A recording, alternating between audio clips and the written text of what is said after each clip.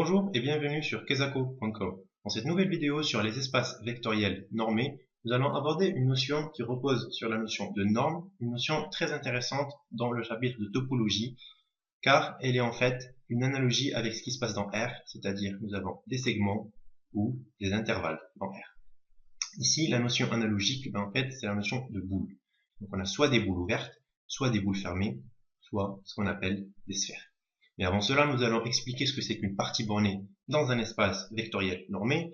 Donc, on se placera dans la suite dans E comme étant un espace vectoriel muni d'une norme qu'on note comme ça. On verra quelques applications dans R2, ce qui permet de mieux visualiser ces notions. Tout d'abord, nous allons expliquer ce que c'est qu'une partie bornée. Une partie bornée de E, qui doit être non vide, pour pouvoir prendre une partie A dans E, elle est bornée en fait si elle admet un majorant. On note M qui doit être forcément positif. Un majorant, c'est-à-dire que tous les éléments de A ont leur norme, norme qui a été définie sur E comme je l'ai dit auparavant, ils ont tous leur norme inférieure à M. C'est-à-dire que cette partie est majorée en norme par un majorant positif qui est grand M. On définit alors le diamètre de A comme étant la borne sup, en prenant à chaque fois deux éléments quelconques dans A. Deux éléments qu'on prend au hasard dans A, et à chaque fois on cherche la norme de la différence, c'est-à-dire en fait, c'est comme si c'était la distance de A à A'. À chaque fois qu'on prend deux éléments, on cherche les distances, et on cherche la plus grande. La notion de diamètre est assez intuitive dans R2 comme le diamètre d'un cercle par exemple. Ici, c'est une notion de borne sup, car on ne sait pas si une partie de E admet un majorant ou pas. Comme la partie est supposée bornée, cette borne sup existe, car en fait, cet ensemble, il est inclus dans R, R+, même, et en fait, il est majoré par grand M. Donc, il admet bien une borne sup. Donc, cet ensemble est bien défini. C'est ce qu'on appelle le diamètre d'une partie A bornée. Si elle n'est pas bornée, l'idée de diamètre n'a pas de sens. On va utiliser ça sur R2, c'est-à-dire en représentant les espaces vectoriels sur un plan. On est toujours dans un espace vectoriel normé, on dit norme. On pose A une partie de cet espace vectoriel. Alors cette partie en fait est majorée, c'est-à-dire que tout élément petit a dans A a en fait sa norme qui est inférieure à un grand M. Un grand M qui ici on visualise comme étant un cercle. On verra après qu'en fait le fait d'être borné sera équivalent à admettre à être inclus dans une boule de rayon fini, ou tout simplement une boule pour certains. Donc, ça c'est bien une partie A, elle est majorée, c'est-à-dire on peut la cerner dans cet espace vectoriel. Pour l'idée du diamètre, ça marche comment? En fait, on prend à chaque fois deux points, A et A' dans A, et on calcule, si vous voulez, dans R2, la distance entre les deux, et à chaque fois on prend deux points aussi éloignés qu'on peut, puis deux points aussi éloignés qu'on peut, et on calcule ces distances. Et on répertorie toutes ces distances possibles dans un ensemble, l'ensemble que j'ai défini juste là auparavant. Et après, comme cet ensemble il est dans R et il est majoré par M, il admet une borne sup, et cette borne sup, c'est ce qu'on appelle le diamètre de A. C'est-à-dire, je rappelle, la borne sup de toutes les distances de A à A', quand A et A' parcourent A au carré. Cette notion de boule, en fait, c'est ce qu'on va expliquer juste après.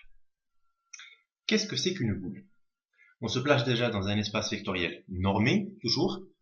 Une boule fermée de centre A de rayon R, forcément positif ou nul, c'est l'ensemble des vecteurs X qui appartiennent à E, tels que en fait leur distance par rapport à A, le A c'est ce qu'on appelle le centre, doit être inférieure à R qu'on appelle le rayon.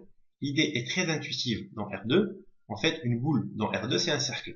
Par exemple, le cercle de rayon 1 et de centre 0, 0, ben en fait, c'est tous les éléments qui sont inclus dans ce cercle. Pardon, c'est pas un cercle, c'est un disque. Donc c'est ça une boule. L'idée de fermer, on la représente par une petite apostrophe qu'on ajoute à B. Donc la boule fermée de centre A de rayon R, c'est l'ensemble de tous les vecteurs dont la distance par rapport à A est inférieure à ce rayon. Une boule fermée existe, une boule ouverte existe aussi. La boule ouverte, c'est le même principe. On dit qu'une boule est ouverte de centre A, de rayon R.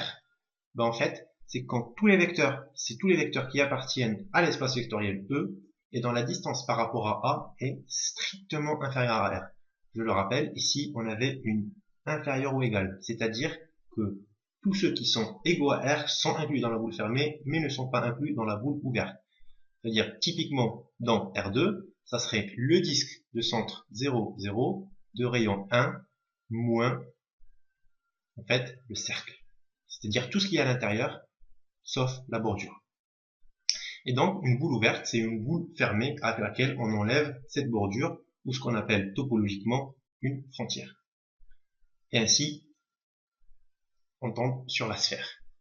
La sphère, ce serait quoi alors? Ben, ça serait tous ceux qui sont une distance par rapport au centre égale au rayon. C'est en fait cette bordure, ou dans R2, ça serait en fait typiquement le cercle. Donc, la sphère connote delta comme étant aussi une bordure ou S.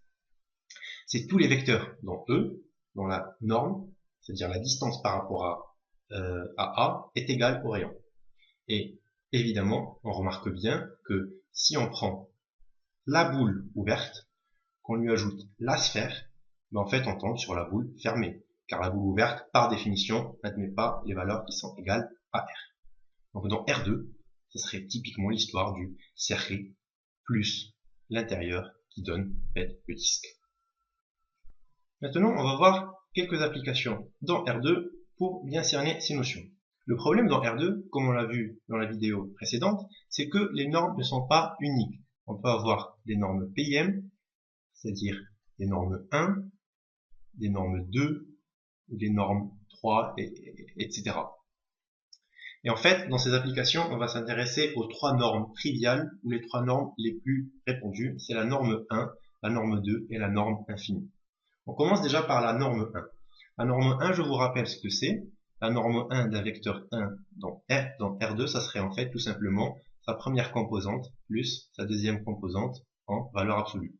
Donc on définit alors la boule de centre 0, 0 de rayon R comme étant l'ensemble, ça c'est un vecteur de R2, qu'on a décomposé en deux vecteurs. Donc on aurait très bien pu écrire ce vecteur comme étant le vecteur Z, qui serait égal à x, y.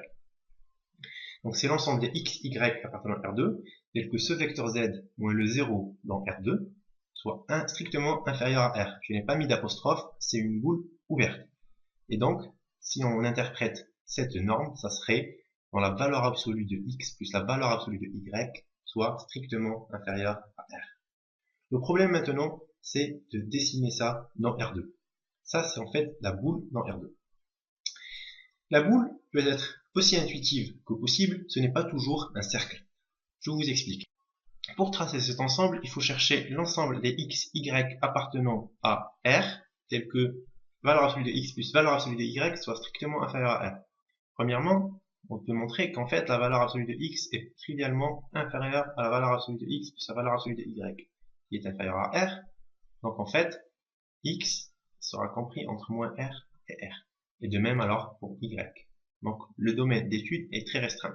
On se place alors dans juste le cas où x est supérieur à 0 et y supérieur à 0. Le reste, je vous laisse le soin de le démontrer. Alors, si x et y sont supérieurs à 0, en fait, l'égalité devient x plus y strictement inférieur à R. Et ça, c'est une inéquation qu'on peut facilement tracer sur R2. En fait, ça représente cette partie de mon schéma, c'est-à-dire l'intérieur de ce triangle sans la bordure, car on a une stricte inégalité. Je vous laisse le soin de montrer que le reste des cas, on a 4 cas selon le signe de chacun, 2 fois 2, 4, que le reste des cas donne en fait un losange à la fin, et je tiens à préciser qu'en fait, il faut absolument enlever la bordure. Il faut absolument enlever la bordure car nous sommes dans une boule ouverte, c'est-à-dire que le cas où valeur absolue de x plus valeur absolue de y égale à R n'est pas inclus dans notre calcul.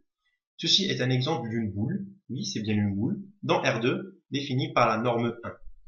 On se place alors dans un autre cas, le cas d'une norme 2. Brièvement, ce que c'est que la norme 2 qu'on a vu dans la vidéo précédente, la norme 2 d'un vecteur x, en fait c'est la racine de la somme de ses coordonnées au carré.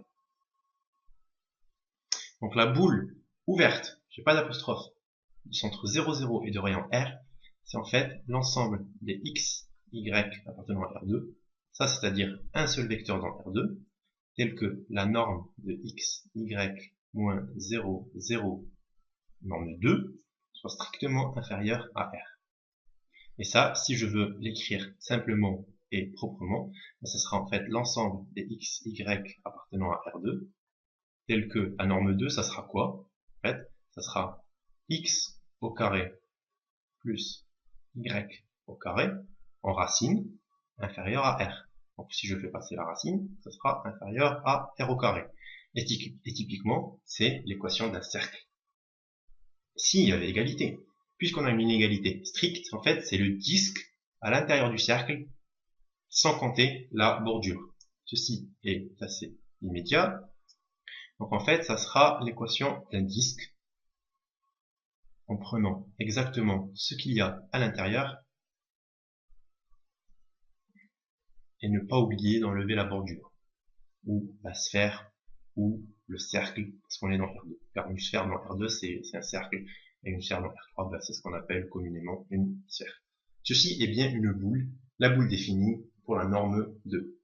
On définit enfin la même boule, mais pour une autre norme, la norme infinie, tout aussi importante et tout aussi connue. On définit la norme infinie d'un vecteur, je l'ai dit, comme en fait le maximum de toutes ses coordonnées. Ici, i, ben, il peut être égal soit à 1, soit à 2, parce qu'on est dans R2. Et dans ce cas, on définit la boule fermée, dans cet exemple, car j'ai une apostrophe, comme étant l'ensemble des vecteurs dans R2, toujours, ça je peux l'appeler le vecteur Z si vous voulez, tel que la norme infinie de x, y, moins 0, 0, en norme infinie, soit inférieure ou égale, parce que je suis dans une boule fermée. Et donc, cette norme infinie, ça veut dire quoi? On est en fait le max de x et de y, en valeur absolue bien sûr. Et il faut que le max soit inférieur à R. Et je vous laisse montrer proprement, c'est très facile, qu'en fait cette boule, c'est en fait le produit de ces deux vecteurs. Et en fait, je fais une erreur, c'est censé être la boule fermée, car j'ai bien une apostrophe. Donc en fait, c'est un carré sur. Ça donnera, alors comme je dis, un beau carré. Ici, ça sera R, puis moins R, puis donc là, ça sera R, moins R, moins R. Et ça sera tout ce qu'il y a à l'intérieur. Et c'est bien une boule sur R2, même si c'est contre-intuitif. Car la norme n'a pas été définie comme la norme 2, mais la norme infinie. Ces histoires de boules sont très très intéressantes. Tout est basé sur les boules en topologie. Si vous avez des questions ou des remarques, je suis toujours joignable sur l'adresse mail omar@kezako.com. Merci et bonne journée.